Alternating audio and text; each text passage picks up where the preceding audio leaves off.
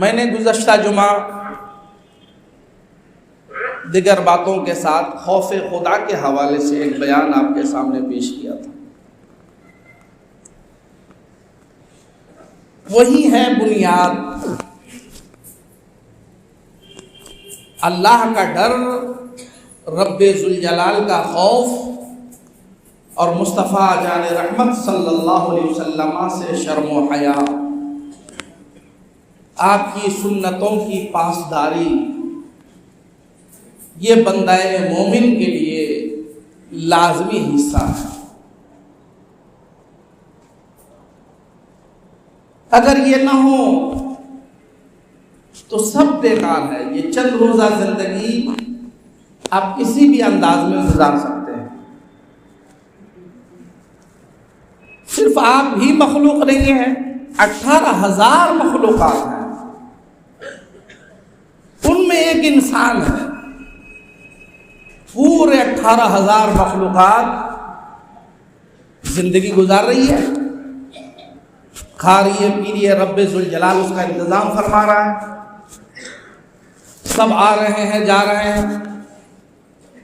ان مخلوقات میں 2 مخلوق کو رب ذوالجلال نے اپنی عبادت و بندگی کے لیے چنا اور اسے بے شمار انعامات و اکرامات سے نوازا، وہ ہے جن و بشر، اور اس میں بھی اہم مقام انسان کا۔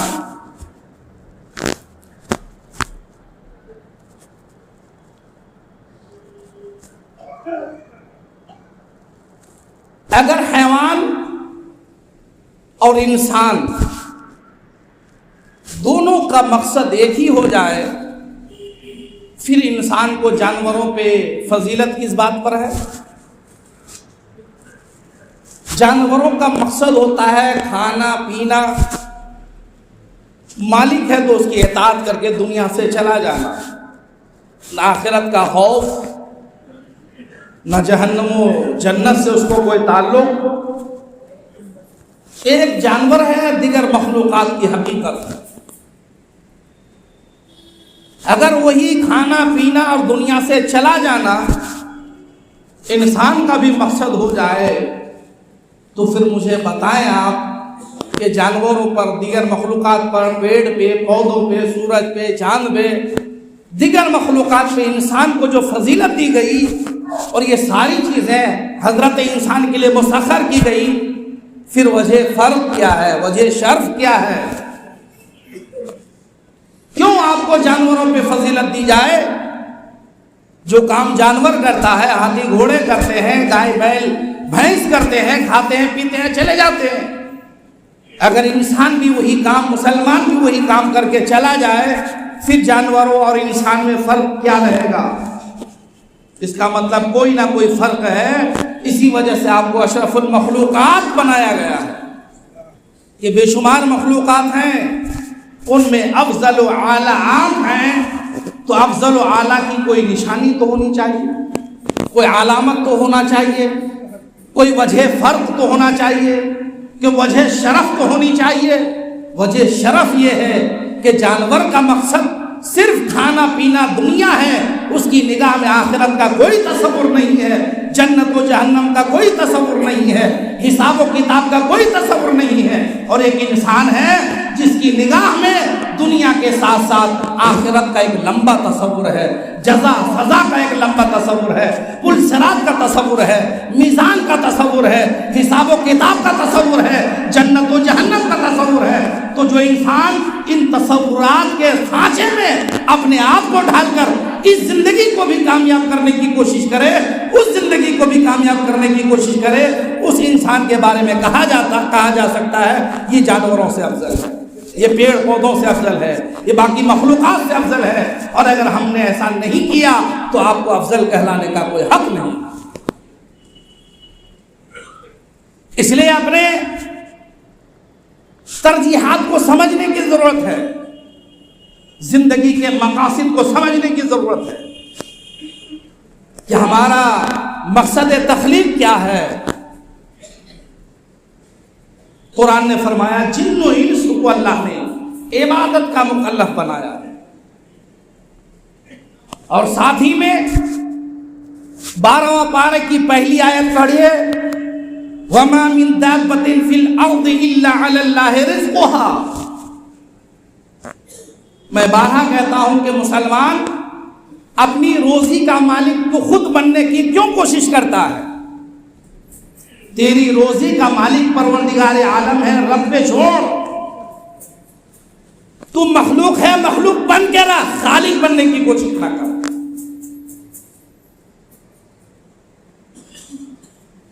ہمارا کام ہے کوشش کرنا، محنت کرنا۔ روزی کا معاملہ رب کے دست قدرت میں ہے۔ رازق اللہ ہے، خالق اللہ ہے۔ اگر آپ خود رازق بننے کی کوشش کرو گے تو کبھی دنیا خراب ہوگی، کبھی آخرت خراب ہوگی، کبھی ایمان خراب ہوگا۔ اس لیے آپ اللہ کی ذات و صفات پر ایمان رکھیے۔ وہ اللہ ہے، رب ذوالجلال ہے، رحمان الرحیم ہے، وہی رازق بھی ہے، وہی خالق بھی ہے، وہی حی بھی ہے، وہی قادر بھی ہے، وہی رؤوف بھی ہے، وہی رحیم بھی ہے، وہی غفار بھی ہے، وہی ستار بھی ہے۔ رب پر ایمان رکھیے، توکل بھروسہ رکھیے۔ رمضان انتہائی قریب ہے، 26 شعبان ہے۔ 29 کا چاند اگر نکل آیا، اور ہر سال جو بے صبری کا آپ لوگ انتظار مظاہرہ کرتے ہیں چاند کے معاملے میں، اس بے صبری کے مظاہرہ کی ضرورت نہیں ہے۔ شریعت کے اصول متعین ہے، قرآن کے اصول متعین ہے۔ آپ جس مذہب کے پیروکار ہیں اس مذہب میں تو سانس لینے کا بھی قانون متعین ہے، تو پھر روزہ، رمضان، چاند، یہ سب معاملے تو بہت بڑے بڑے ہیں، اس کے اصول کیوں نہ ہوں گے شریعت کے اندر؟ اس لیے دین کو اپنے حساب سے چلانے کی کوشش مت کیجیے، خود دین کے حساب سے چلنے کی کوشش۔ شریعت کو طبیعت کے مطابق ڈھالنے کی کوشش مت کیجیے، طبیعت کو شریعت کے مطابق ڈھالنے کی کوشش۔ دین کو اپنی مرضی سے چلانے کا یہ انجام ہے آج۔ یہی کام یہود و نصارہ کیا کرتے تھے، اپنے مزاج کے مطابق احکام ہے تو توریت و انجیل و زبور سے لے لیا، اور اپنی طبیعت و مزاج کے خلاف ہے تو چھوڑ دیا۔ لیکن اے مسلمان، آپ کا مزاج یہ نہیں ہے، آپ کے پاس کتاب ہدایت قرآن موجود ہے، آپ کے پاس ہدایت کے لیے مصطفیٰ جان رحمت کی حدیث سنتیں موجود ہیں، آپ کی رہنمائی کے لیے اولیاء علماء کرام کی جماعتیں موجود ہیں، اور انشاءاللہ قیامت تک موجود رہیں گی۔ اس لیے چھوڑ دو اپنی طبیعت کے حساب سے دین کو چلانے کی کوشش، ورنہ تاریخ کا مطالعہ کر لو، جس نے بھی دین کو اپنے مزاج سے چلانے کی کوشش کیا، رب نے اسے تباہ کر دیا، نیست و نابود فرما دیا۔ آج کائنات میں کہیں اس کا نام و نشان نہیں ہے۔ بڑے بڑے بادشاہوں کی تاریخ پڑھ لیجئے، نوابوں کی تاریخ پڑھ لیجئے، چاہے مسلمانوں میں ہو یا نن مسلم میں ہو، جس نے بھی دین کو اپنے حساب سے چلانے کی کوشش کیا، عبرت ناک ان کی موتیں ہوئی اور عبرت ناک ان کا انجام ہوا۔ اس لیے محض اپنی مفادات کو ترجیح دینے کے لیے، جھوٹی واہ واہی کے لیے، سستی شہرت کے لیے، نام و نمود کے لیے، لوگوں کو دکھاوے کے لیے دین کے ساتھ کھلواڑ مت کرو، شریعت کے ساتھ کھلواڑ مت کرو۔ دین و شریعت کے ساتھ کھلواڑ کرنے والے کا انجام بہت خطرناک ہوتا ہے۔ اس لیے دینی معاملے میں صبر کا مظاہرہ کریں، جو قرآن و حدیث کے احکام علماء کے ذریعے آپ تک پہنچے اسے فالو کرنے کی کوشش کریں۔ بخاری، مسلم، ترمذی، نسائی، خود قرآن چاند کے معاملے میں، رمضان کے معاملے میں، عیدین کے معاملے میں جب واضح احکام موجود کر دیا ہے، پھر ہمیں اپنا دماغ لگانے کی کیا ضرورت ہے؟ اس میں ہمیں پہلے سے پیشین گوئی کرنے کی کیا ضرورت ہے؟ ان ڈھکو سلوں کے پیچھے چلنے کی کیا ضرورت ہے؟ اسلام میں بے جا وہم و گمان، بلا وجہ کا ظن، بلا وجہ کا تخمینہ، ایسا ہو گیا تو ایسا ہو جائے گا، ایسا ہو، یہ سب چیزوں کی گنجائش ہے ہی نہیں۔ اسلام وہمی مذہب نہیں، اسلام یقینی مذہب ہے۔ اسلام شک و تردد و شبہ سے پاک مذہب ہے۔ اس لیے کوئی کام ہونے سے پہلے ذہن میں طرح طرح کے خاکے لانے کی ضرورت کیا ہے؟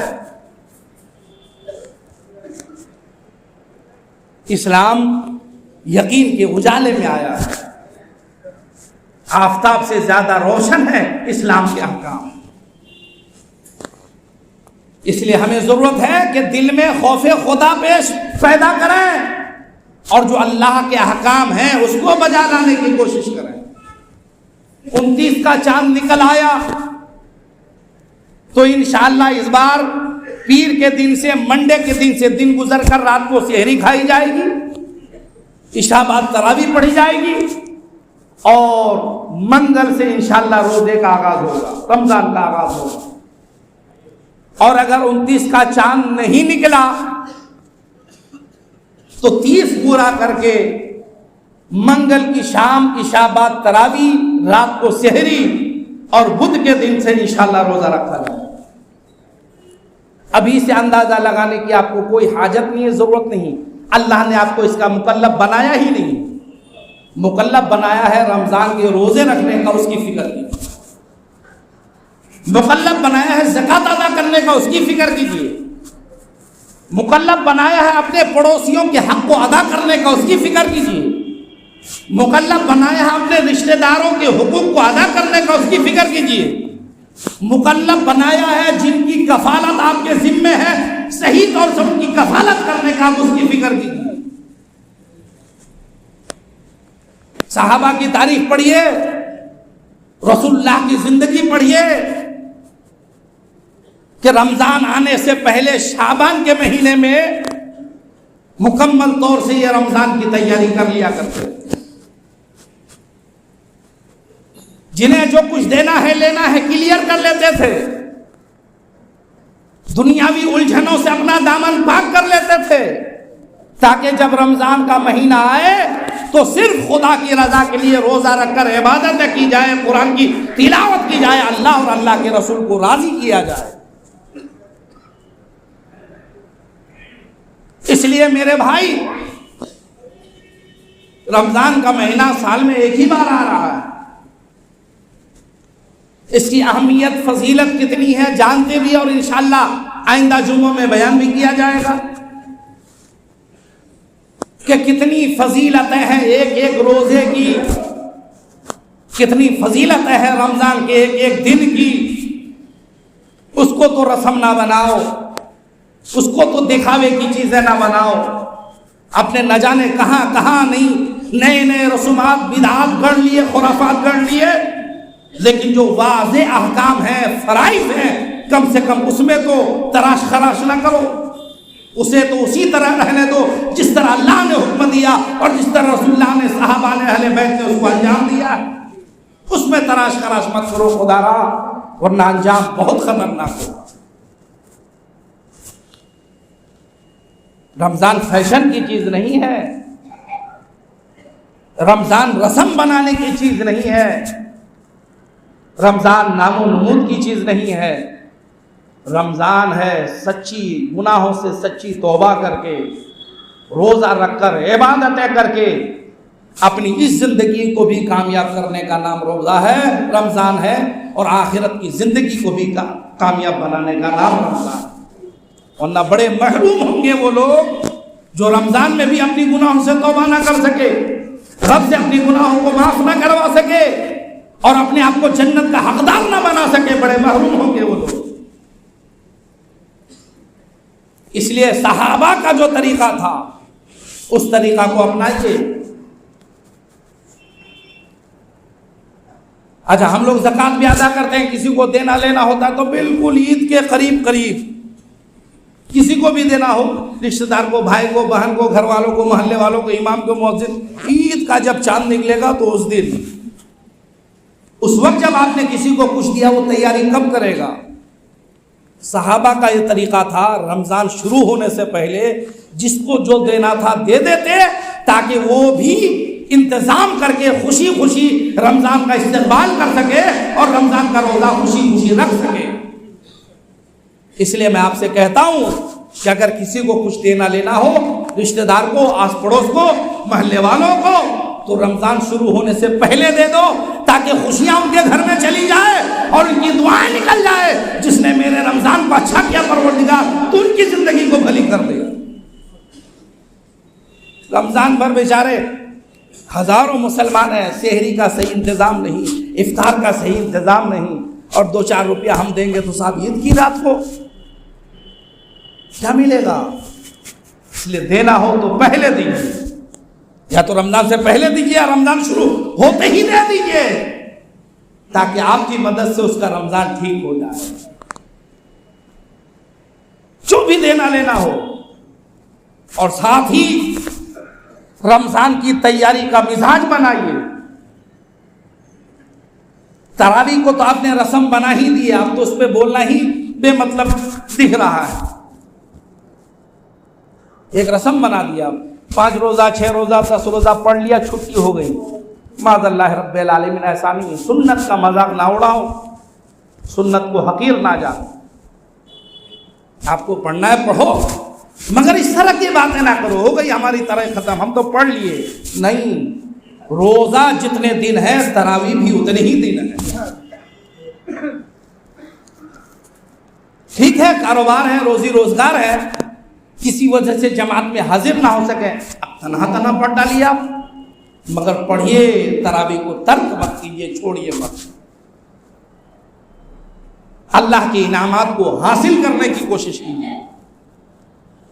اور روزہ، میں نے اس سے پہلے حدیث پاک پیش کی تھی کسی جمعہ میں کہ رمضان کا ایک روزہ جان بوجھ کے اگر کوئی ترک کر دیتا ہے، چھوڑ دیتا ہے، اس کے کفارے کے لیے، بھرپائی کے لیے زندگی بھر روزہ رکھتا ہے، تو رمضان کے مہینے میں ایک روزہ رکھنے کا جو ثواب ہے وہ زندگی بھر کے روزے اس کی بھرپائی نہیں کر سکتے۔ اندازہ کیجئے رمضان کے ہر روزے میں کتنا ثواب ہے۔ آسانی سے ہم ترک کر دیتے ہیں، چھوڑ دیتے ہیں، بیماری کا بہانہ بنا کر، روزگار کا بہانہ بنا کر، دکان کا بہانہ بنا کر۔ یاد رکھنا یہ بہانے تمہارے لیے ہے یار، یہ ڈھکوسلے تمہارے لیے ہے۔ رب ذوالجلال وہ دیکھتا ہے جو تم بھی اپنے بارے میں نہیں دیکھتے۔ اس کی نگاہ قدرت سے تمہاری جسم کا، تمہاری نیتوں کا کوئی حصہ، کوئی ذرہ پوشیدہ نہیں ہے۔ اس لیے مت دو اپنے آپ کو دھوکہ، مت دو اپنے آپ کو فریب۔ اپنے آپ کو دھوکہ دینے والا، فریب دینے والا محروم القسمت ہوتا ہے، بیوقوف ہوتا ہے۔ اس لیے بیوقوفی کا اظہار مت کیجیے۔ اور میں اپنے دکاندار حضرات سے، جوانوں سے گزارش کروں گا، جوانوں، تمہارا رازق اللہ تھا، اللہ ہے اور اللہ ہی رہے گا، رب رہے گا۔ اگر رب کی رحمتیں شامل نہ ہو، 1000 بھی دکان چلاؤ، 2 وقت کی روٹی حاصل کرنا مشکل ہو جائے۔ اسی ہندوستان کے اندر بہت سارے ادھوگ پتی ہیں، کروڑ پتی ہیں، جنہیں صاحب ایک رات چین سے سونا میسر نہیں۔ ہزاروں لاکھوں غریب مزدور ہیں، ماشاءاللہ خوشی خوشی زندگی بسر کر رہے ہیں، روڈ کے کنارے سو رہے ہیں، ایسی نیند آتی ہے کہ صبح جگانا پڑتا ہے۔ اب لوگ نیند کی گولیاں کھاتے ہیں تو نیند نہیں آتی۔ اس لیے میرے بھائی، رب کو پہچانو، اللہ کو پہچانو۔ یقیناً ہمیں کاروبار کرنا ہے، تجارت کرنا ہے، لیکن اس کو حلال و جائز طریقے سے کرنا ہے۔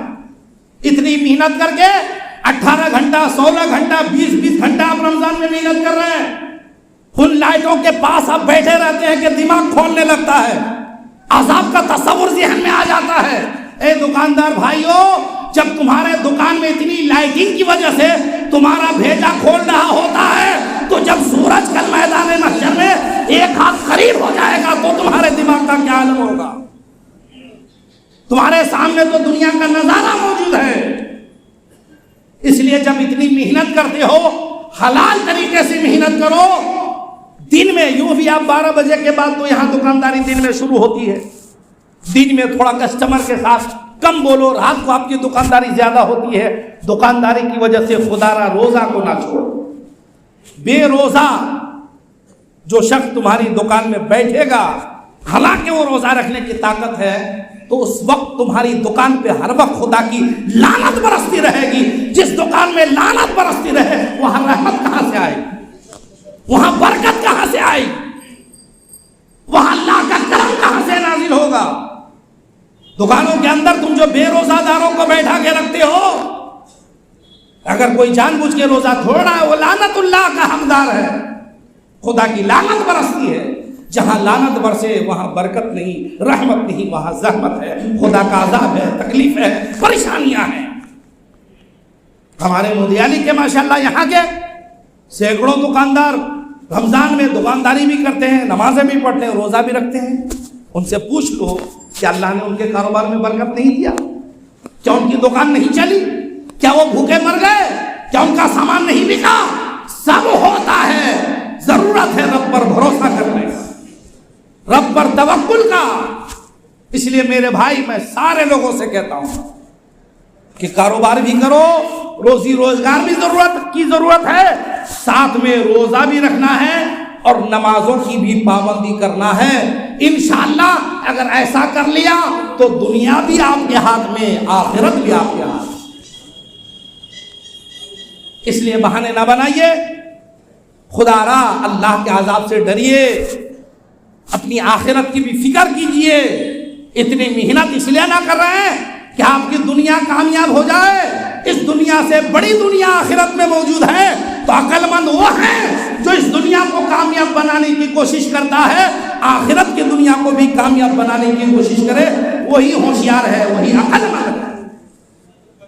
ایک طرف رضامندی کی ہم کوشش کریں، دوسری طرف چھوڑ دیں میاں، تو حماقت ہوگی، بیوقوفی ہوگی۔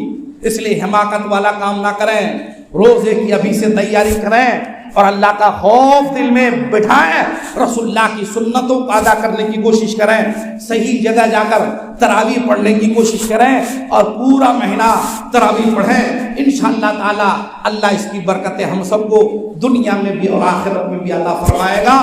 اور میں نے کہا کہ ابھی سے تیاری کریں، چاند 29 کا نکلے گا تو پیر کی شام سے انشاءاللہ سحری اور تراویح، منگل سے پہلا روزہ، اور اگر 29 کا چاند نہیں نکلا، 30 کا نکلا تو بدھ سے روزہ، منگل کی شام سے تراویح اور سحری کا